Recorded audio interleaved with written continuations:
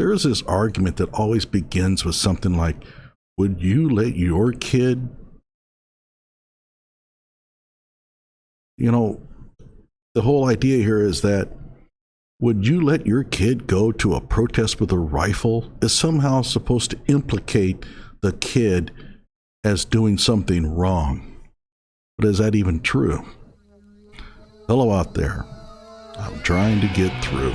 With his powerful brainwaves cradled in the warmth of reasoning, it's time for Johnnie Walker Dread to straighten you out on a thing or two. Emanating all the way from exciting Las Vegas, Oklahoma, it's the Johnnie Walker Dread Show. I wouldn't let my kid join the military. Just wouldn't. But that doesn't mean that any kid that joins the military is doing something wrong. It's not about what you would let your own kid do. That's not how the law works. It's about, did he do the right thing? And you have to take into account his age. He's 17 years old.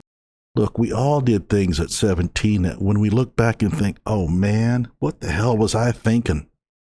And so perhaps he now looks back and says, I kind of wished I hadn't gone to the protest. That doesn't make him legally responsible for what took place.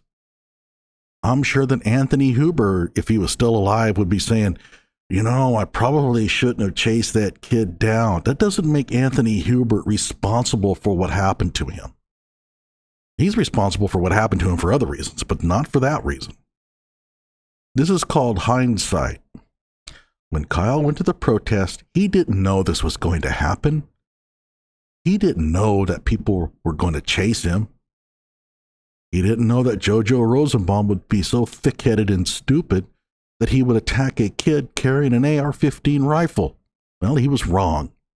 And yeah, if my kid wanted to go to a protest with a rifle, I would not have let him do it. But I'm older. I kind of know what can happen in these things. At 17, Kyle didn't see it.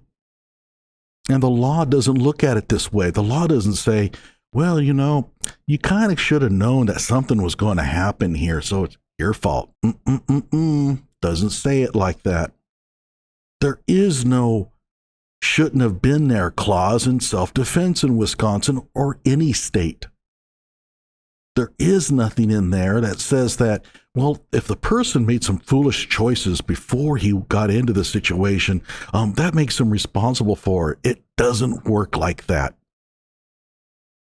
Ultimately, a lot of self-defense cases comes down to somebody doing something that was maybe a bit unwise. Somebody drove into a neighborhood that was pretty gang-riddled, probably shouldn't have done that.